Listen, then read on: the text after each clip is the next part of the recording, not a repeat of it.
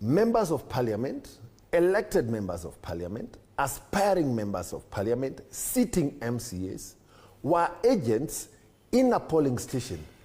And you tell me that a cabinet secretary can come and evict me from a polling station where I am an agent and I am a member of parliament? Inconceivable. Not possible. Fertile imagination. It is not possible. The scenarios that they are trying to give did not occur at Getifuri. And if they did, their leader called all his troops to that polling station. Why didn't the troops go there? A week before voting in Mbeere North, we had a young man who is a member of the Kangare AIC ACK church. In his normal place of worship, beaten up, his hands fractured. Apparently, when Senator Ruto and his team come to worship at Emmanuel PCA Church Nyarugumu, where I worship, I am not supposed to attend because apparently I am associated with the opposite side. The young man that former Attorney General and former Speaker of the National Assembly tried to struggle at Siakago. This violence is going to consume all of us, Senator Ruto. None of us is above the danger, the real danger that we think in an attempt to build our own safety is going to give us a win.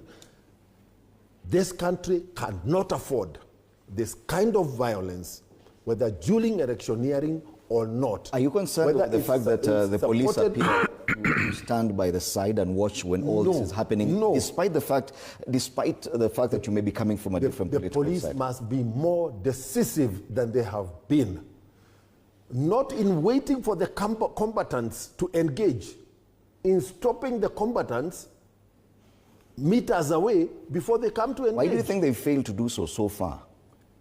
And that explains why the president has become concerned that, yes, the police is supposed to be independent, but that within this independence, the kind of action that is desirable does not seem to be happening. I am adding my voice as the leader of this country and telling the police, you have to be more decisive in dealing with these gangs. The other thing is that these gangs, how did the names come out and the numbers? Because the community knows them.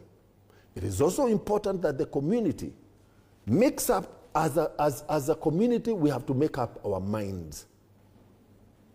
We want to deal with this menace or not. If we do not deal with it, none of us, whether you are in government or in the opposition, none of us is safe. Right. 19 months to elections, by the former deputy president, appear to have caused a lot of political upheaval. Why do you think that is? We've heard about zoning before. Fred, allow me to just take you back a little, even before I come to that, because DMM here, my friend says that there was a man that was attacked in ACK Church in Kangare. And I was in that particular service, Fred. And that young man, it is true that he is a worshipper of that particular church.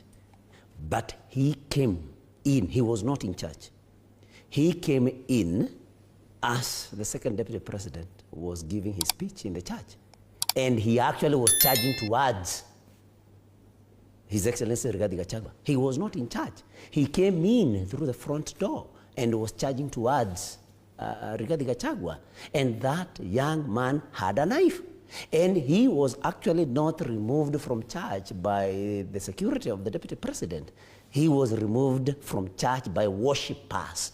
and he had a knife. So DMM, please get your facts right before you make allegations that you cannot be able to prove.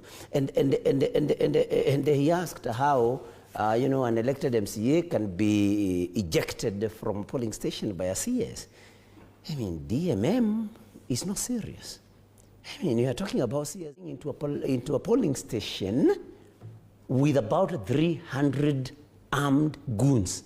A classroom. It doesn't matter. A classroom. It doesn't matter. It doesn't matter. Students. You had your time. I did not interrupt you. You can do better. Okay, you get your time. So it doesn't mean that all of them got into the room. There in his company, he was able to get inside with those. So, Senator, I want us to move on to please the other get your facts right before you make these claims. He also said that he's not allowed to attend any service where the second deputy president is. I was with DMM here in Nyeri ACK Cathedral when the current bishop was being ordained, I think, sometimes last year.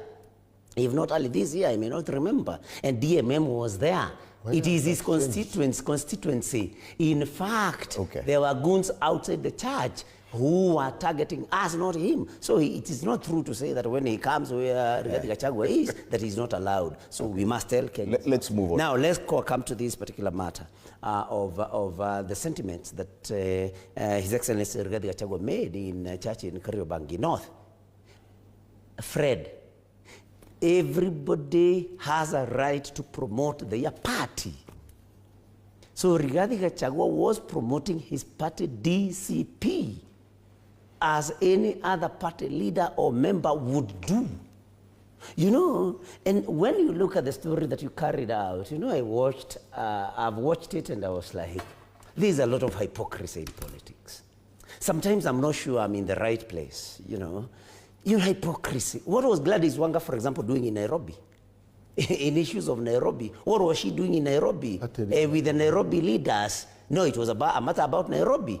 I mean, you know, busybodies. You come all the way from Homa Bay to come and pretend that you are now talking for Nairobi. I mean, what was she doing there? Would we say the same for the former deputy president? It's fine. Look at Aladwa, for example. No, I mean, these ones were responding, these were Nairobi leaders responding to the issue that Rigathi Gachagua raised on Sunday.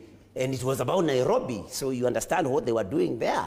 I mean, this is not a Nairobi leader. I know she's the chair of ODM, but then, I mean, that was not an ODM affair. I have seen Elachi, who is Jubilee. I have seen Karen Nyamu nominated by UDA. I have seen Aladwa elected by ODM. It was not an ODM affair. What was Gladys Wanga, apart from being a busybody who wants to be everywhere and commenting and perpetrating hatred against Rigathi Gachagua doing in Nairobi? When you listen to Aladwa, it's a shame.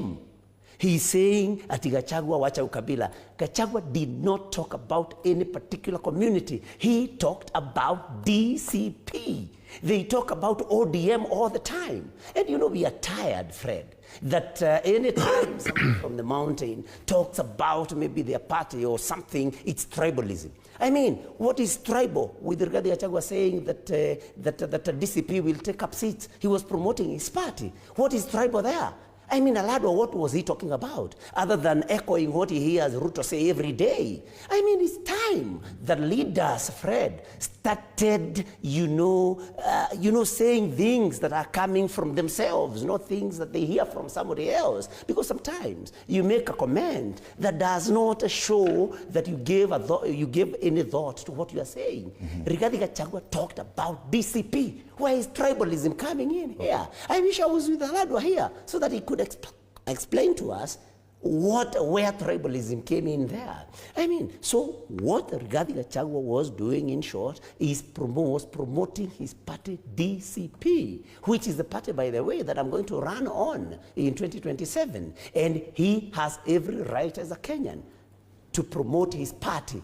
You cannot be told you are tribalistic just by promoting your party. Issues of tribalism aside. Just allow me, Fred. This is a party. DCP is a party that, against all the campaigns that everybody has been doing, that it's a tribal party. This is a party that has won a seat in Western Kenya. Okay. It What is was a the party basis? that has won a seat in Narok What was and the in basis? Nairobi. What Where was is the basis? tribalism there? What is the basis